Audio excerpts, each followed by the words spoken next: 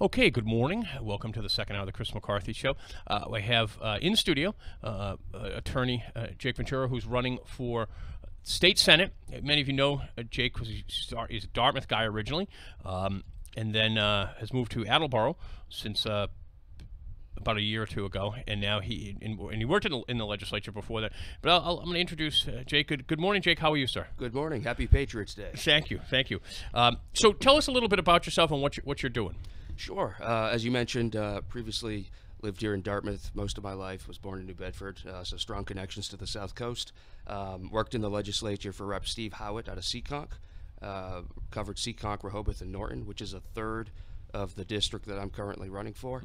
And this Senate district snakes its way up the 95 corridor all the way up to Medfield and Sharon, Foxborough, Attleboro, Walpole, Medfield, Mansfield, Norton, so 9 communities in total, and it's unique because they're very diverse communities. Yeah. The issues of the people in Medfield and Sharon are vastly different from the issues of people of Rehoboth, Sure, and Attleboro, sure, which is a gateway city. So last year I ran in the special election, came up short by a few hundred votes. Right, it was very close.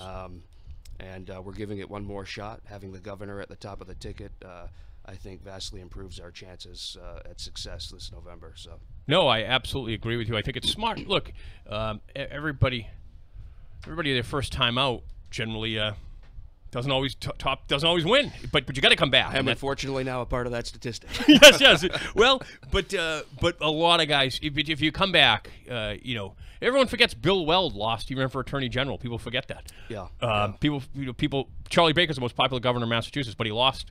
Was it 8 years ago? That's right. He lost when he ran. So sometimes it takes. It's like knocking over a Coke machine, right? You got to push it a couple times. That's right. That's right. So, Jake, what's your website if people want to learn more about you? JacobVentura.com. Okay. And I agree with you that having the governor at the top of the ticket is extremely popular. Extremely popular. And so when you get, let's talk positive. When you get to the state senate, what are the things that you want to concentrate on doing? I'd like to be an ally with him. He needs more allies that are of fiscally minded, that want to make sure state government is more accountable. So many of the measures that he has put in place, I have supported. Some of his measures that are currently pending in the legislature may or may not make it through. If they don't by next session, I would certainly be an ally with him on that. So his opioid package, his mass health reform. Mass health is 40. I think the last time we spoke, it was 40%. It's now going to be 42% of the state budget. It's taking up spending in other areas that we could be spending on local aid, fire, safety, police, schools. So whoever the next senator is will work with the governor and the legislature and make sure that hopefully we can tackle that structural budgetary problem that we face, which is mass health. When you say making changes to mass health, tell people what you mean by that, so they don't. You're not saying like eliminate mass health. Tell people what the governor's trying to advocate for. Right. I mean, his chief proposal was to move, and I'd have to check the numbers. I think it was about 140,000 folks who are employed by private employers and shift them from a mass health program to the connector. Okay. So their co-pays, deductibles wouldn't change very much, but from a budgetary standpoint, it would save us millions. That's just one proposal. But people would still have health care. Oh, yeah. Yeah, absolutely. But absolutely. I think it's always important to stress that right. When you're not talking about eliminating essentially, mass. it's shifting the burden slightly to some of the private sector employers. You also have the sheriff supporting you this time around. I do. America's Sheriff Tom Hodgson. How important is that sort of support? It's huge. Look, when I ran last summer, other than outside of Representative Howitt's district, folks really had no idea who I was. I was a new candidate. Right. I had been involved with our party and in local politics for some years, but having the sheriff was a significant boost for credibility. One of the biggest issues as we speak, and I know he was on your show last week, immigration, right. Sanctuary city status, that is continuing to be another issue that will probably be addressed, and having him on our side, I think, lends us some credibility in the law enforcement world. Absolutely. We're speaking with Jake Ventura, who's running for the state senate in the Attleboro area. It's just an enormous district. It is. It's an enormous district, but it's a very interesting district because it is very diverse. What is your position on sanctuary cities? I'm opposed to them, and sanctuary state status. I think it's important that we know who's here legally, who's here illegally. What we do as a nation on a federal level, let the people in D.C. deal with that. But in terms of state government, we should certainly let our local law enforcement, state police, work with federal authorities. We have gang violence out there, drug trafficking. So there are threats out there. The FBI has numerous active investigations in every U.S. state, including Massachusetts. So I think we need to know who's here, and if they're not here, we should find out why they're here. Right. Now, Jake, obviously, as you know, we had this awful shooting of a police officer down on Cape Cod. Who was originally from the Dartmouth, New Bedford area, went to school at Bishop Stang. Officer Gannon, what's your position on the death penalty? I'm pro-death penalty. I don't think it's an issue that's necessarily going to come up to surface in Massachusetts anytime soon, and I quite frankly, don't think it would pass. Okay. But I think in the most heinous of crimes, I'm certainly pro-death penalty. We have it on a federal level. It's Patriots Day. Yeah. I was actually at the marathon 5 years ago. I was 5 or 6 blocks away, Kenmore Square, but clearly it hit close home to us because of the UMass Dartmouth connection. Right. In cases like that, I absolutely would be for the death penalty. Yeah. You want to use it in a discriminate way, but it's an important tool to have on the books. Right. All right. Great. Talk a little bit about you mentioned the budget, what you want to do with the governor on that thing.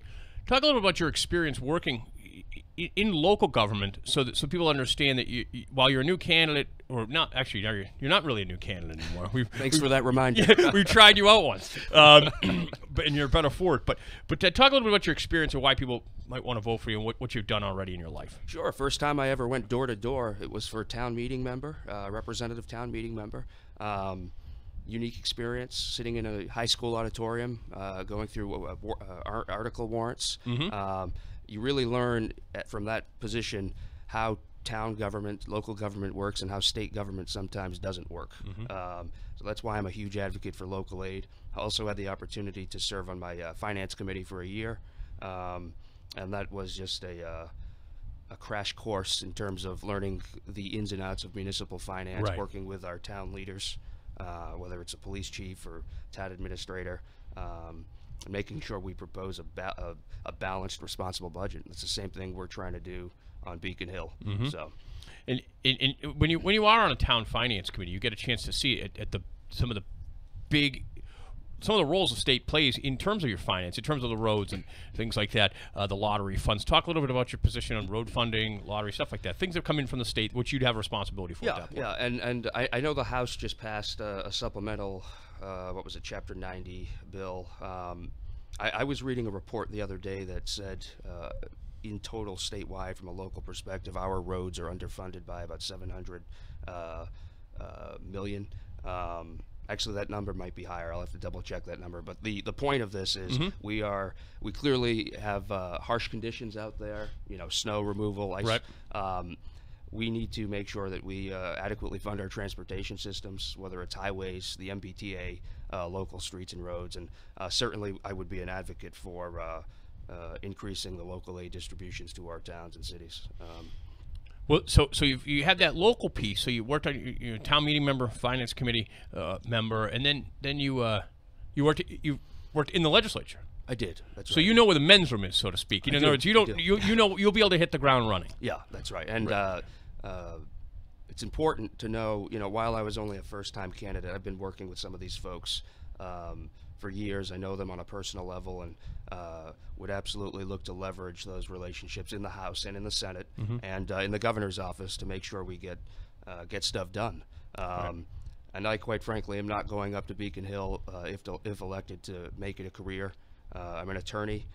Probably make a lot more money in the private sector with a lot less of a headache. Right. I'm doing this to try and make a difference, serve the people. I believe in that concept of citizen legislature. You go in, you do what you can, and once you're not effective, it's probably time to move on. Right. So. Right. We're speaking with Jake Ventura. Jake, what's your website again, so people listening at home can check you out? JacobVentura.com, and you can find us on Facebook. I think it's Jacob Ventura for State Senate. For State Senate. So why the State Senate? Tell me why the State Senate. I mean, why not? Right. You know, there are 40 members in the Senate. I'm a Republican. I believe in the Charlie Baker approach of bipartisanship, especially here in Massachusetts. You need to work with your fellow colleagues to get things done. But there are 7 Republicans out of 40 in the Senate. I'd look to be number 8, maybe number 9, depending on how many seats we can win back in November. And those incremental gains brings a restoration of balance back to Beacon Hill, and I think that's important. The Senate right now has been an absolute mess. Scandal after scandal after scandal. Nothing's been able to get done. I'm confident that they'll probably be able to find time to pass a budget, hopefully, on time. But the body has been a mess with leadership uncertainty, and so having folks in there who care about people, care about our tax dollars being spent wisely, care about public safety, and making sure that we are a stronger, we build stronger communities and implement the governor's agenda, whether it's through, again, opioid task reduction, better schools, care for our seniors and our veterans. Those are the things that we believe in, and I think you can find a lot of common ground with Republicans and Democrats, making sure we accomplish that. Excellent. Well, Jake, I want to thank you for spending some time here with us today. And now the election's not till November. It's November, right? So I have a little more time this time. You have a little more I time. had 3 months last year, so yeah. Well, that's true, right? Yeah. So you're out there. You're knocking on doors. We're going to start that probably in another month. Right now, it's all about the organization and doing all the behind the scenes stuff. That's right. All right, great. So if someone wants to help you out, they can get in touch with you through your website. Yeah, JacobVentura.com. All right, great, folks. If you just get a chance to catching the interview now, you'll be able to catch the interview in its entirety on WBSM.com. We're going to take a very quick break here with the program, and then we'll come back. And if you'd like, you can give me a call at 508-996-0500. But we'll be back in just a couple of minutes. All right, thanks.